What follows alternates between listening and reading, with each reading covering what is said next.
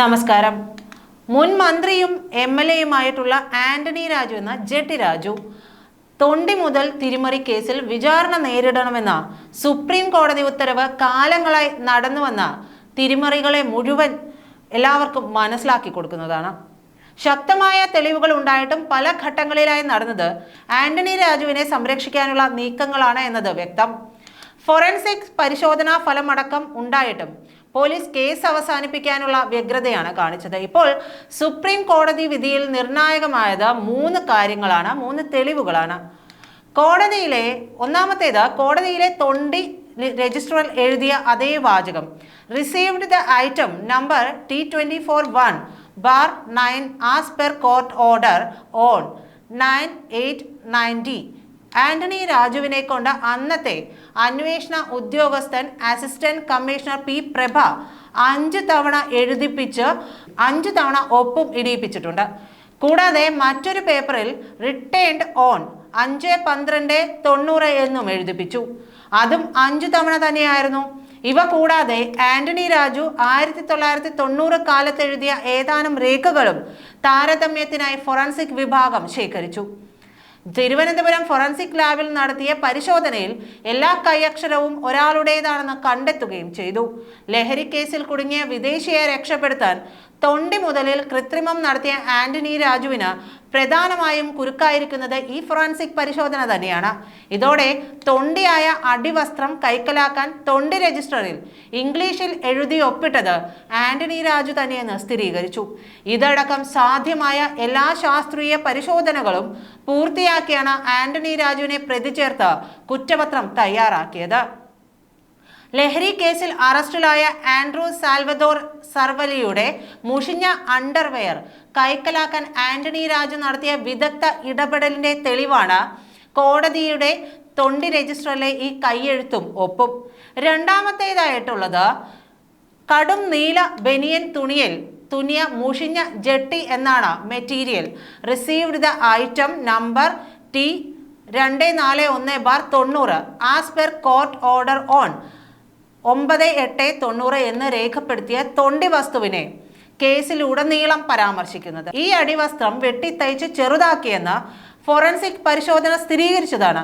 തുന്നലിന്റെ സ്വഭാവം മുതൽ നൂലിന്റെ പഴക്കം വരെ സൂക്ഷ്മമായി പരിശോധിച്ചാണ് ഫോറൻസിക് വിദഗ്ധൻ റിപ്പോർട്ട് തയ്യാറാക്കിയത്. ഇതും കേസിലെ ആന്റണി രാജുവിന്റെ പങ്ക് അടിവരയിട്ടുറപ്പിക്കുന്നതാണ്. 61 ഗ്രാം ഹാഷിഷ് ഒളിപ്പിച്ച നിലയിൽ ധരിച്ചു കാണപ്പെട്ട ഇത് അറസ്റ്റിന്റെ സമയത്ത് തന്നെ പ്രതിയിൽ നിന്ന് ഊരി വാങ്ങി സീൽ ചെയ്ത് പരിശോധനയ്ക്ക് അയച്ചതാണ്.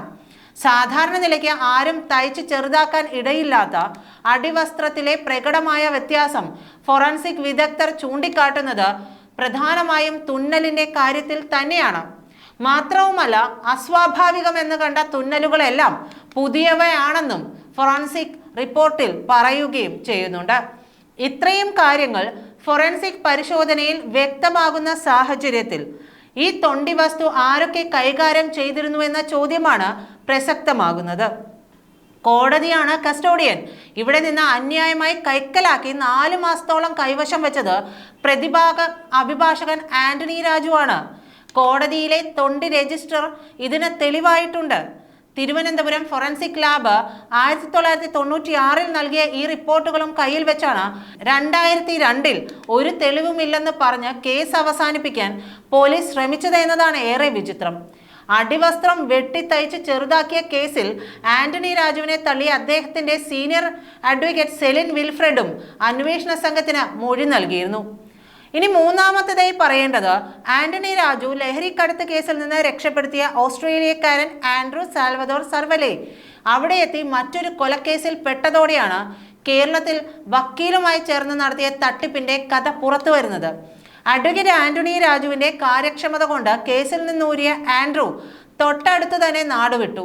ലഹരിയുമായി പിടിയിലായി 1 വർഷത്തിനുള്ളിൽ വിചാരണയും അപ്പീൽ വാദവും പൂർത്തിയാക്കി 91 മാർച്ച് ആദ്യം തന്നെ ഓസ്ട്രേലിയയിലും എത്തി. 95 അവസാനം അവിടെ ഒരു കൊലക്കേസിൽ അറസ്റ്റിലാകുകയാണ്. തുടർന്ന് മെൽബൺ റിമാൻഡ് സെന്ററിൽ ആൻഡ്രുവിന്റെ കൂട്ടുപ്രതിയായിരുന്ന വെസ്ലി ജോൺ പോൾ ആണ് നിർണായകമായ ആ വെളിപ്പെടുത്തൽ നടത്തുന്നത്. തുടർന്ന് ഓസ്ട്രേലിയൻ പോലീസ് ഇന്റർപോൾ മുഖേന അയച്ച കത്ത് 1996 ജനുവരിയിലാണ് തിരുവനന്തപുരത്തെ പോലീസ് ആസ്ഥാനത്ത് കിട്ടുന്നത്. അറസ്റ്റ് വിവരം അറിഞ്ഞ് സർവലിയുടെ ബന്ധുക്കൾ ഇന്ത്യയിലേക്ക് എത്തി. കൈക്കൂലി നൽകി കോടതി ജീവനക്കാരനെ വശത്താക്കി. പ്രതി ഉപയോഗിച്ച വാക്ക് ക്ലാർക്ക് ഓഫ് കോർട്സ് എന്നാണ് കത്തിൽ എടുത്തു പറയുന്നത്. തുടർന്ന് ഈ ജീവനക്കാരനെ ഉപയോഗിച്ച് സർവലിയുടേതായി കോടതിയിലിരുന്ന അണ്ടർവെയർ മാറ്റി മറ്റൊരെണ്ണം ആ സ്ഥാനത്ത് വയ്ക്കുന്നു.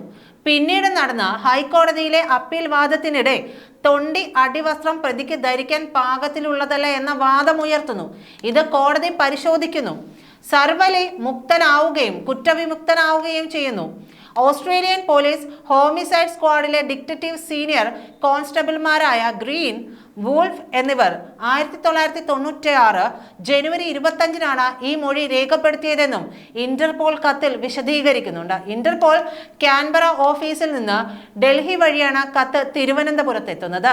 ആന്റണി രാജുവിന്റെ പേര് കത്തിൽ പറയുന്നില്ല. എന്നാൽ ക്ലാർക്കിനെ സംബന്ധിച്ച പരാമർശവും തൊണ്ടി രജിസ്റ്ററിലെ ആന്റണി രാജുവിന്റെ ഒപ്പം ചേർത്ത് വെച്ചപ്പോൾ രാജുവിനെയും ക്ലാർക്ക് ജോസിനെയും പ്രതി ചേർക്കാൻ 2006 അസിസ്റ്റന്റ് കമ്മീഷണർ വക്കം പ്രഭയുടെ നേതൃത്വത്തിൽ രൂപീകരിച്ച പ്രത്യേക അന്വേഷണ സംഘത്തിന് കൂടുതൽ പാടുപെടേണ്ടി വന്നില്ല. 1996 ജനുവരിയിൽ ഇത്ര വ്യക്തതയോടെ ഈ കത്ത് കിട്ടിയിട്ടും കണ്ണുകെട്ടിയ മട്ടിലായിരുന്നു അന്നത്തെ പോലീസ് അന്വേഷണം. പ്രതികളെ കണ്ടെത്താൻ കഴിയുന്നില്ലെന്നും കാലമേറെ ചെന്നതിനാൽ കൂടുതൽ അന്വേഷിച്ചിട്ട് കാര്യമില്ലെന്നും പരിദേവനം പറഞ്ഞാണ് 2022 MM തമ്പി എന്നൊരു ഉദ്യോഗസ്ഥൻ കോടതിക്ക് റിപ്പോർട്ട് കൊടുത്ത് കേസ് അവസാനിപ്പിക്കാൻ ശ്രമിച്ചത്. ആന്റണി രാജു MLA ആയിരുന്ന 1996 മുതൽ 2001 വരെ ഉദ്യോഗസ്ഥർക്ക് മേൽ ചെലുത്തിയ സ്വാധീനത്തിന്റെ ഫലമായിരുന്നു ആ നടപടിയെന്ന് ന്യായമായും സംശയിക്കാം. സർവലി കുറ്റവിമുക്തനായതിന് തൊട്ടു പിന്നാലെ ലഹരി കേസിലെ അന്വേഷണ ഉദ്യോഗസ്ഥനായ CI KK ജയമോഹൻ ഹൈക്കോടതി വിജിലൻസിനെ സമീപിച്ചതാണ് വഴിത്തിരിവായത്. തട്ടിപ്പ് സ്ഥിരീകരിച്ച അന്വേഷണത്തിന് ഹൈക്കോടതി നിർദ്ദേശം നൽകിയതോടെ 1994 പോലീസ് കേസ് രജിസ്റ്റർ ചെയ്തെങ്കിലും 2002 എഴുതിത്തള്ളി. TP സെൻകുമാറിന്റെ ഇടപെടലാണ് പിന്നീട് കേസിൽ നിർണായകമായത്. 2006 ഉത്തരമേഖല IG ആയിരുന്ന TP സെൻകുമാർ അന്വേഷണത്തിന് നിർദ്ദേശിച്ചതോടെയാണ് കൈയക്ഷര പരിശോധനയടക്കം നടന്നത്. ഈ ഇടപെടൽ ഉണ്ടാകാതിരുന്നുവെങ്കിൽ 2002 തന്നെ കേസ് അവസാനിച്ചേനെ. അവിടെയും തീർന്നില്ല അട്ടിമറികൾ. സകല പഴുതുമടച്ച് നൽകിയ കുറ്റപത്രമാണ് ഇത്രയും വർഷമായി കോടതിയുടെ മുന്നിൽ പൊടിപിടിച്ചിരുന്നത്. എന്തായാലും ഈ പൊടി പിടിച്ചിരുന്ന കേസിലാണ് ഇപ്പോൾ കോടതിയുടെ നിർണായക ഇടപെടൽ ഉണ്ടായിരിക്കുന്നത്. നന്ദി.